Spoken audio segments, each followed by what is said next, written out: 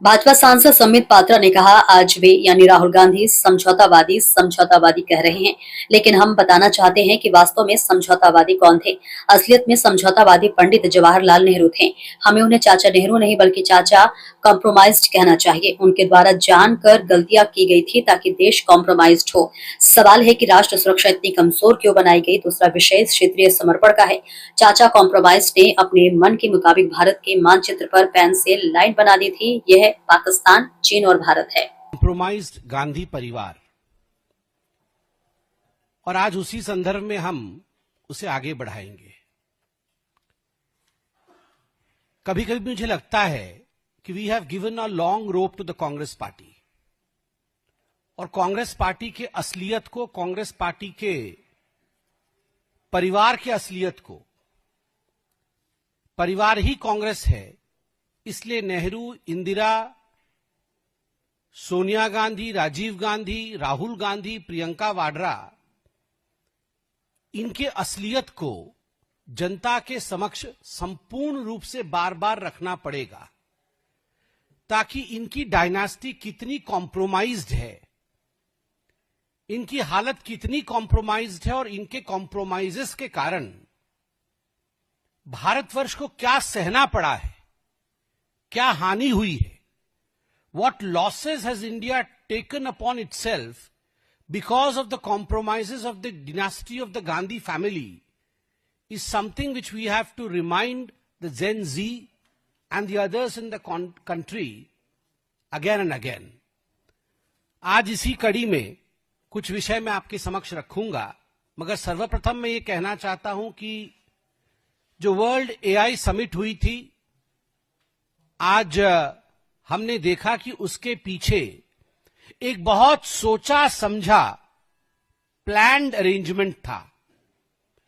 Social media में भी हमने देखा कि रील्स चल रही है, और लोगों ने बकायदा ट्वीट करके रील्स के माध्यम से यह बताया है कि उन्हें कांग्रेस कार्यालय से और कांग्रेस के बड़े लोगों का मैसेज आया था कि यदि आप वर्ल्ड एआई समिट के खिलाफ ट्वीट करेंगे या कोई रील बनाएंगे तो आपको 25,000 रुपए, 50,000 रुपए, 1.5 लाख तक आपको पैसा दिया जाएगा।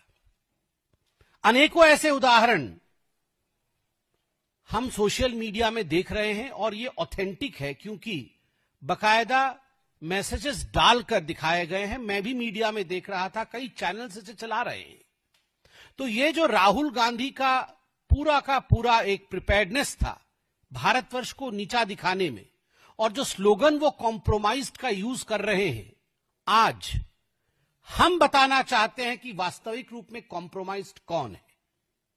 इस सिलसिले में, पूरे इस कड़ी में सर्वप्रथम नेहरू जी का नाम आता है। How Nehru was compromised and how the compromises of Nehru compromised our country, आज इस विषय में कहूंगा मैं। चचा नेहरू बोला जाता था उनको, चचा Nehru, he was compromised Nehru, चचा कॉम्प्रोमाइज्ड। वो चचा नेहरू नहीं थे, वो चचा कॉम्प्रोमाइज्ड थे। मुझे लगता है आज से उनको चचा कॉम्प्रोमाइज्ड के नाम से ही बोलना चाहिए। जब चचा ही कॉम्प्रोमाइज्ड होगा तो क्या देश का हाल होगा, आप सोचिए जरा। अभी ये चचा कॉम्प्रोमाइज की पूरी कच्ची चिट्ठी है, बहुत बड़ी चिट्ठी है, कच्ची चिट्ठी। मैं प्रयास करता हूं कि एक एक करके इस विषय को रखूंगा और आप सब भी देखेंगे। और ये चचा कॉम्प्रोमाइज की जो गलतियां थी, ये कोई नीतिगत गलतियां अनइंटेंशनली उनसे हो गई थी, ऐसा नहीं है। ये गलतियां सोच समझ करके, जानबूझ करके किया गया था ताकि देश कॉम्प्रोमाइज्ड हो। मैं पहला आरोप जो मीडिया के समक्ष और मीडिया के माध्यम से देश के समक्ष रखना चाहता हूं चचा कॉम्प्रोमाइज्ड के बारे में, वह है कि चचा कॉम्प्रोमाइज्ड के सचिवालय में, नेहरू के सचिवालय में सीआईए का इतना पैठ था कि उनके जो विशेष सहायक या विशेष सचिव थे, जिनका नाम M.O. मथाई था, M.O. मथाई को अमेरिकी एजेंट के नाम से बुलाया जाता था। और 60 के दशक में, 1960 के दशक में केजीबी, जो रशिया की एजेंसी है, केजीबी के एजेंसीज के एजेंट भी चचा कॉम्प्रोमाइज्ड के ऑफिस में मौजूद थे। तो चाहे वो एमओ मथाई हो, चाहे केजीबी के एजेंट्स हो, सीआईए और केजीबी का दबदबा चचा नेहरू के ऑफिस पे था। और in the 60s and 70s it used to be said, in fact it used to be said about Nehru's regime that any document that the foreign dispensation needed was readily available for US and for Russia.